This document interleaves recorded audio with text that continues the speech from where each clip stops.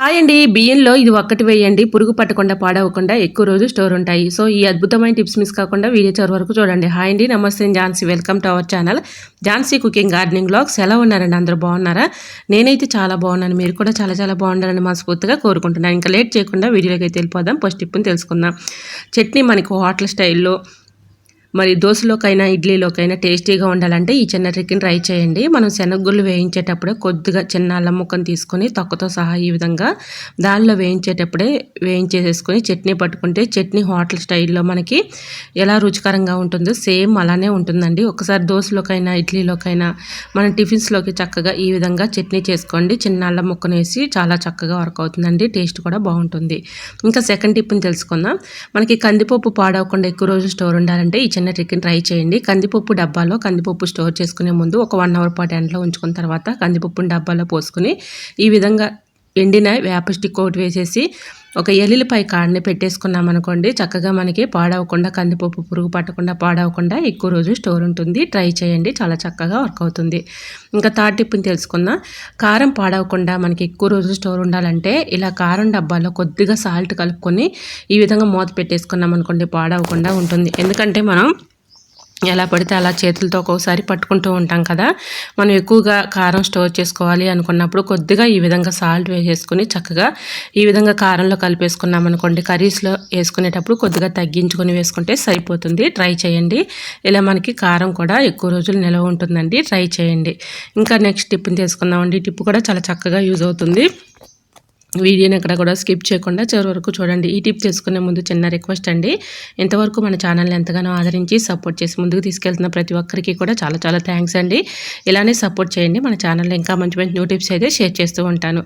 ఇంకా ఒక పేపర్ అయితే తీసుకోవాలండి. ఈ విధంగా పేపర్ తీసుకుని దానిపైన షాంపూ, మీరు యూజ్ చేసుకునే షాంపూ అది ఏ షాంపూ అయినా పర్లేదు, ఈ విధంగా నేను వీడియోలో చూపించిన విధంగా ఇలా అయితే షాంపూ అక్కడక్కడ వేసేసుకొని మొత్తం కూడా చేత్తో ఇలాగా అప్లై చేయాలన్నమాట. ఆ పేపర్కి షాంపూ అంతా కూడా అప్లై చేసేసి ఇలా మనం ఒక 10 నిమిషాల పాటు ఎండలో ఉంచేసుకున్నా ఓకే. ఎండ అవైలబుల్గా లేదు అనుకున్న వాళ్ళకి ఈ విధంగా స్టవ్ ఆన్ చేసేసి స్టవ్ మంట పైన కొద్దిగా ఈ విధంగా హీట్ చేసేసుకుంటే మనకి ఇలా ఈ పేపర్ అనేది డ్రై అయిపోతుంది. సో ఇది ఎందుకు యూజ్ అవుతుంది అంటే చాలా చక్కగా వర్క్ అవుతుందండి. మనం బయటికి జర్నీలు చేసేటప్పుడు ఒక్కోసారి బాత్రూమ్కి వెళ్తూ ఉంటాము. అక్కడ సోప్స్ అంటే అవైలబుల్గా ఉన్నా సరే అవి మనం ఇలా యూజ్ చేయాలి అంటే చాలా ఇబ్బంది పడుతూ ఉంటాము. అంటే ఎవరికి ఏ ప్రాబ్లమ్స్ ఉన్నాయో తెలియదు కాబట్టి, హెల్త్ ప్రాబ్లమ్స్. సో ఈ విధంగా మనం సోప్స్ మనం యూజ్ చేయాలంటే భయపడుతూ ఉంటాం కాబట్టి ఇలాంటి పేపర్ని ఒకటి రెడీ చేసేసుకొని ఇలా కట్ చేసేసుకున్నటువంటి ఈ పేపర్ ముక్కల్ని ఏదైనా ఒక చిన్న బాక్స్లో వేసేసుకొని హ్యాండ్ బ్యాగ్లో పెట్టేసుకున్నాం అనుకోండి, ఇలా మనం బాత్రూమ్కి వెళ్ళినప్పుడు కానీ లేదంటే జర్నీ చేసినప్పుడు కానీ బయటికి వెళ్ళి హ్యాండ్ వాష్ చేసుకోవడానికి చాలా చక్కగా వర్క్ అవుతుందండి. ఇలా మనకి ఎటువంటి హెల్త్ ప్రాబ్లమ్స్ కూడా రాకుండా ఉంటాయి. సో ఈ పేపర్ని ఈ విధంగా కట్ చేసేసుకొని చిన్న చిన్న ముక్కలుగా కట్ చేసుకొని ఏదైనా చిన్న బాక్స్లో స్టోర్ చేసేసుకొని హ్యాండ్ బ్యాగ్లో పెట్టుకున్నాం అనుకోండి, మనం బయటికి వెళ్ళినప్పుడు చక్కగా ఇలాగా ఒక్కొక్క పేపర్ ముక్కను తీసుకొని చక్కగా చేతిలో వేసుకొని ఇలా క్లీన్ చేసుకోవడానికి చాలా చక్కగా వర్క్ అవుతుందండి. హ్యాండ్ వాష్లతో పని లేదు, మనం చక్కగా సోప్తో పని లేదు. ఈ విధంగా పేపర్ పైన షాంపూ వేసేసి డ్రై అయిపోయిన తర్వాత మనం హ్యాండ్ బ్యాగ్లో పెట్టేసుకుంటే అవసరానికి చక్కగా ఇలా యూజ్ చేసుకోవచ్చు. ట్రై చేయండి. ఎటువంటి హెల్త్ ప్రాబ్లమ్స్ కూడా రాకుండా ఉంటాయి. ఇప్పుడు చూశారు కదా ఎంత మనకి అరిచేతిలో ఇలాగ హ్యాండ్ వాష్ చేసుకునేటప్పుడు చూడండి ఎంత బురుజు అయితే వస్తుందో. సో ఈ విధంగా మనం హ్యాండ్ వాష్ చేసుకున్నట్లుగా ఉంటుందండి. ట్రై చేయండి, చాలా చక్కగా వర్క్ అవుతుంది. సో ఈ టిప్ మీకు ఎలా అనిపించిందో కూడా కమెంట్ సెక్షన్లో షేర్ చేయండి. మీకు ఎలాంటి టిప్స్ కావాలన్నా కూడా షేర్ చేయండి. ఇంకా నెక్స్ట్ టిప్ని తెలుసుకుందాం. ఇలా ఇంట్లో చిన్నపిల్లలు ఉన్నారనుకోండి, వాళ్ళు ఎలా పడితే అలా బాత్రూమ్కి వెళ్ళిపోయి డోర్ వేస్తూ ఉంటారు. డోర్ వేసినప్పుడు లోపల లాకు వేసేసుకుంటూ ఉంటారు. లాకు మనం తీయాలంటే చాలా భయపడుతూ ఇబ్బంది పడుతూ ఉంటాము, టెన్షన్ పడుతూ ఉంటాము. ఎందుకంటే వాళ్ళు లాకు వేసుకుంటూ ఉంటారు.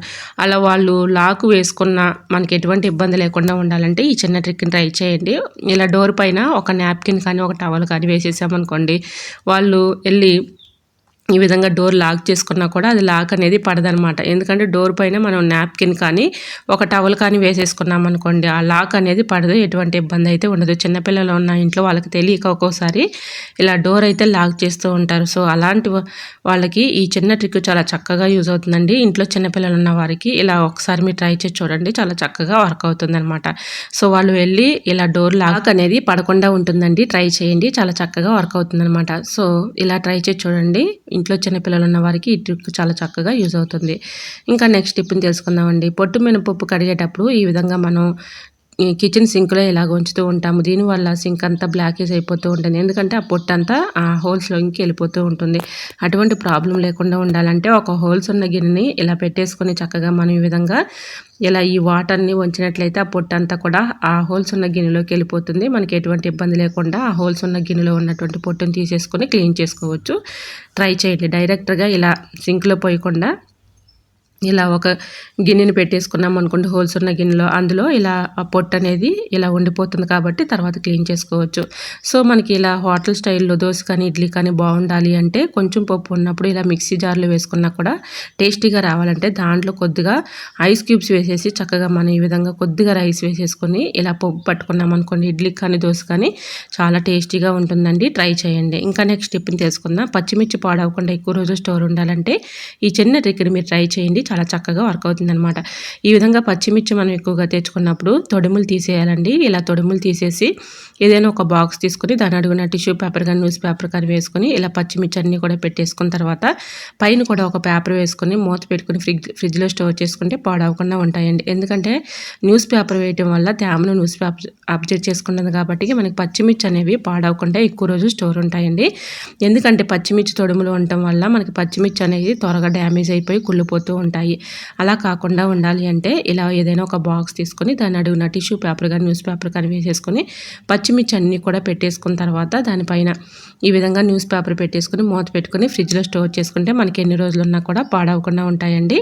సో ఇంకా మనకి ఎక్కువ రోజులు స్టోర్ ఉండాలి అనుకున్నప్పుడు కొద్దిగా కర్రీస్లో యూజ్ చేసుకునే ఆయిల్ కూడా ఇలా అప్లై చేసేసి పైన ఒక న్యూస్ పేపర్ పెట్టుకొని ఫ్రిడ్జ్లో స్టోర్ చేసుకుంటే మనకి ఎక్కువ రోజు స్టోర్ ఉంటాయండి. ట్రై చేయండి. ఇలా ఆయిల్ అప్లై చేయడం వల్ల పచ్చిమిర్చి అనేవి మనకి ఎక్కువగా పాడవకుండా ఉంటాయి. న్యూస్ పేపరు అలానే ఆయిల్ కూడా వేసాం కాబట్టి ఎక్కువ రోజు స్టోర్ ఉంటాయండి. ట్రై చేయండి. చాలా చక్కగా వర్క్ అవుతుంది.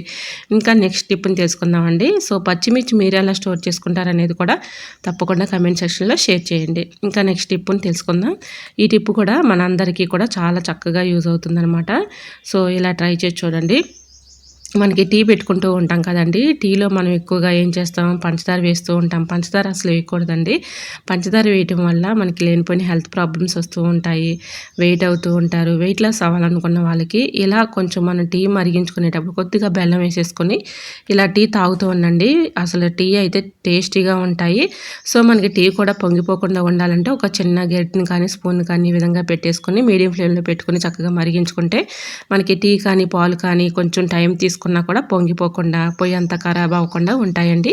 సో టీ మనం పెట్టుకునేటప్పుడు కూడా కొద్దిగా బెల్లం వేసేసుకొని పెట్టుకుంటే ఎటువంటి హెల్త్ ప్రాబ్లమ్స్ రాకుండా ఉంటాయండి. ట్రై చేయండి. ఇంకా నెక్స్ట్ టిప్ని తెలుసుకుందాం. బియ్యం పురుగు పట్టకుండా ఉండాలి అంటే ఈ చిన్న ట్రిక్ని ట్రై చేయండి. చాలా చక్కగా వర్క్ అవుతుంది. ఒక సిస్టర్ కమెంట్ చేసింది, అక్క మనకి బియ్యం పురుగు పట్టకుండా ఉండాలంటే ఏదైనా ఒక టిప్ చెప్పమని. ఇంకా ఆ సిస్టర్ అయితే రిక్వెస్ట్ చేసి అడిగింది. సో ఆ సిస్టర్ కోసం అయితే ఈ టిప్ అయితే షేర్ చేస్తున్నాను. ఏదైనా ఒక పేపర్ తీసుకొని దానిలో వేప స్టిక్ ఉంటుంది కదండి, వేప స్టిక్ చిన్న ముక్కలుగా కట్ చేసుకొని అందులో వేసుకొని 2 మిరియాలు 2 లవంగాలు ఒక బిర్యానీ ఆకు కొద్దిగా పసుపు ఇలా వేసేసుకొని ఇలా పొట్లంలాగా కట్టుకోవాలి. దీనికి అక్కడక్కడ హోల్స్ పెట్టేసుకోవాలండి. ఇలా ఈ పొట్లానికి అక్కడక్కడ హోల్స్ పెట్టేసుకొని ఇలా ఈ పొట్లాన్ని బియ్యంలో ఈ విధంగా పెట్టేసామనుకోండి, వీటి ఘాటు స్మెల్కి మనకి బియ్యం అనేవి పురుగు పట్టకుండా పాడైపోకుండా ఎక్కువ రోజులు స్టోర్ ఉంటాయన్నమాట. ఒకసారి ట్రై చేసి చూడండి.